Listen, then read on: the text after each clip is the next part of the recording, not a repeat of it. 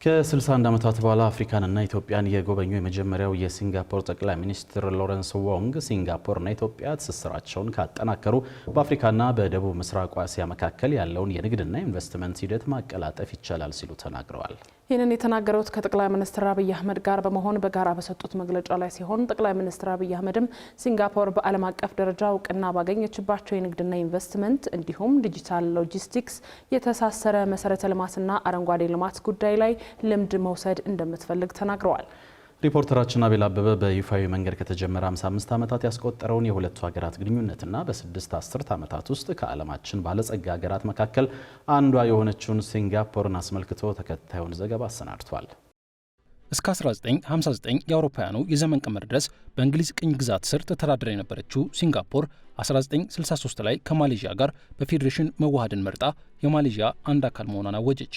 ያም ሆኖ ይህ ጥረት ኢኮኖሚያዊ አለመግባባቶችን እንዲሁም ፖለቲካዊና የዘር ግጭቶችን ጭምር ማዋለዱን ተከትሎ በሁለት ዓመቱ ማለትም 1965 ላይ ፈረሰና ሲንጋፖር ዳግም ራሷን ችላ የቆመች ሀገር መሆኗን ይፋ አደረገች። ያኔ በ1970 የፈረንጆቹ ዓመት ማለትም ከ55 ዓመታት በፊት በንጉሠ ነገሥት ኃይለ ሥላሴ የሥልጣን ዘመን ኢትዮጵያና ሲንጋፖር ዲፕሎማሲያዊ ግንኙነት ሲጀምሩ ደግሞ በወቅቱ ሲንጋፖር የነጻ ሀገርነት ቁመና መያዝ ከጀመረች ገና 5 ዓመቷ ነበር። ከ61 ዓመታት በፊት ደግሞ 1964 ላይ የዛሬዋ የሲንጋፖር አባት ተደርገው የሚጠቀሱት ጠቅላይ ሚኒስትር ሊ ኩዋን ዩ አፍሪካን ሊጎበኙ ሲነሱ ኢትዮጵያን አንዷ መዳረሻቸው አድርገው እንደነበር ይነገራል። የሆነ ሆኖ በ734 ስኩዌር ኪሎ ሜትር ማለትም ከአዲስ አበባ በ200 ስኩዌር ኪሎ ሜትር ብቻ በሚበልጥ ይዞታ ላይ የሰፈረችው ባለደሴቷ ሀገር የሆነችው ይህ ነው የሚባል የተፈጥሮ ሀብት ሳይኖራት የዘር ፖለቲካም እንደወጠራት እንዲሁም ከፍተኛ የስራ እጦት ብቻ ሳይሆን ዝቅተኛ የሚባል የቤትና ሌሎች የመሰረተ ልማት አቅርቦቶች ባሉበት ሁኔታ ነበር።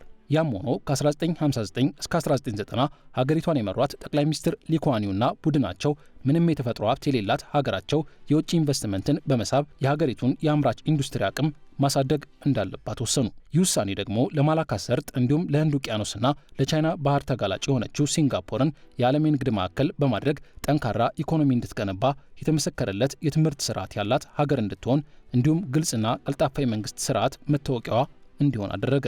በተለያዩ ዘርፎች ላይ ላሉ የውጭ ኢንቨስትመንቶች በሯን ክፍት በማድረግ ከ4200 በላይ ለሚሆኑ ዓለም አቀፍ ኮርፖሬሽኖች መቀመጫ የሆነችው ሀገሪቱ በ2004 የፈረንጆቹ ዓመት $420 ቢሊዮን የነበረው ጥቅል ሀገራዊ ሀብት በ2022 የፈረንጆቹ ዓመት $3.6 ትሪሊዮን ማድረስ እንደቻለች ይነገርላታል። ከዚች ባለጸጋ ሀገር ጋር ኢትዮጵያ ያላትን ትስስር ለማጥበቅ ባሳለፍነው ዓመት ወደ ሲንጋፖር ያቀኑት ጠቅላይ ሚኒስትር አብይ አህመድ በትራንስፖርትና ሎጂስቲክስ፣ በዲጂታላይዜሽን፣ በካርቦን ክሬዲት እንዲሁም በአውሮፕላን ጥገና ጉዳይ ላይ በጋራ ለመስራት የሚያስችሉ የመግባቢያ ስምምነቶችን አስረው ነበር የተመለሱት። በዚያን ጊዜ ጠቅላይ ሚኒስትር አብይ አህመድ ያደረጉትን ጥሪ ተከትሎ ደግሞ የአሁኑ የሲንጋፖሩ ጠቅላይ ሚኒስትር ሎረንስ ዎንግ ለይፋዊ የሥራ ጉብኝትና የሀገራቱን የሁለትዮሽ ትብብር ለማጠናከር ከ61 ዓመታት በኋላ የአፍሪካን ምድር ብሎም አዲስ አበባን የረገጡ የመጀመሪያው የሲንጋፖር ጠቅላይ ሚኒስትር ሆነዋል።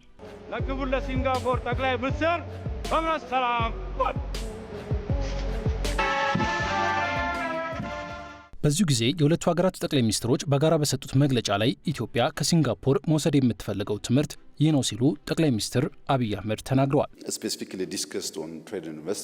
በንግድና ኢንቨስትመንት ዘርፍ ትስስራችንን ለማጠናከር ተስማምተናል።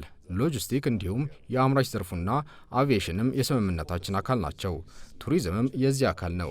እኛ ሲንጋፖራውያን አልሚዎች በኢንዱስትሪ ፓርኮቻችን እንዲሁም ግብርና መሰረት ባደረጉ ፓርኮቻችን ያሉ የኢንቨስትመንት አማራጮችን እንዲያዩ እንፈልጋለን። በከተሞቻችንና በማዕድን ዘርፍ ያሉ መዳረሻዎችን እንዲጎበኙም እንፈልጋለን። ጠቅላይ ሚኒስትር አብይ አህመድ የኢትዮጵያ ፍላጎት በዚህ ብቻ የታጠረ አለመሆኑን በማንሳት ሌሎች የትብብር መስኮች ላይም ምክክር ስለመደረጉ በዚሁ ጊዜ አስታውቀዋል። እርሶም እንደሚያውቁት ሁሉም በሀገራችሁ አስተዳደርና በተቋሞቻችሁ ብቃት እንዲሁም ለዜጎቻችሁ አገልግሎት በምትሰጡበት መንገድ የሚነሳሱ ብዙዎች ናቸው። ይህ ኢትዮጵያም ከእናንተ መማር የምትሻበት ቁልፍ ዘርፍ ነው። ሲንጋፖር በጣም ንጹህና አረንጓዴ እንደመሆኗ እኛም ዋና ከተማችንን ብቻ ሳይሆን ሌሎችም የሀገሪቱ ክፍሎችን እንዲያ ማድረግ ስለምንፈልግ እንዴት ውብ ከተማና የተሳሰረ መሰረተ ልማት እንደገነባችሁ ከእናንተ መማር እንፈልጋለን። ዲጂታል ሎጂስቲክና ትራንስፖርትም ከእናንተ ልንማርበት የምንሻው ሌላው ቁልፍ ዘርፍ ነው። spaces for neighborhood. ይህ ብቻ ሳይሆን የብቃትና የተቋማት ግንባታ ጉዳይ እንዲሁም የካርበን ክሬዲት ሌሎቹ ኢትዮጵያና ሲንጋፖር በጋራ ለመስራት የመግባቢያ ስምምነት ያሰሩባቸው ዘርፎች መሆናቸው ተጠቁመዋል። ከ6 ሚሊዮን ብዙም ያልበለጠ ሕዝብ ያላትን ባለግዙፍ ኢኮኖሚ ሀገር የሚመሩት ጠቅላይ ሚኒስትር ሎረንስ ወንግ በዚሁ መድረክ ላይ ባደረጉት ንግግር ለኢትዮጵያ ያላቸውን አክብሮት በመግለጽ ሁለቱ ሀገራት ትስስራቸውን ማጠናከር ከቻሉ በአፍሪካና በደቡብ ምስራቃዊ ኤስያ መካከል ያለውን የንግድና ኢንቨስትመንት ሂደት ማቀላጠፍ አይሳናቸውም ነው ያሉት። እኛ ኢትዮጵያን የምናያት ጥንታዊ ስልጣኔና ረጅም ጊዜ ያስቆጠረ የሚያኮራ ታሪክ ያላት ሀገር አድርገን ነው። ብዝሃነት ያለው ሕዝብ እንዲሁም በጣም ብዙ የሆነ የመልማት አቅም ያላት ሀገር ናት። እናም ለእኛ ይህ ኢትዮጵያን የማስተማር ጉዳይ አይደለም። ይህ በእኩልነት ላይ የተመሰረተና አብሮ የመስራት እንዲሁም ሁለታችንም የምናሸንፍበት አጋርነት ነው።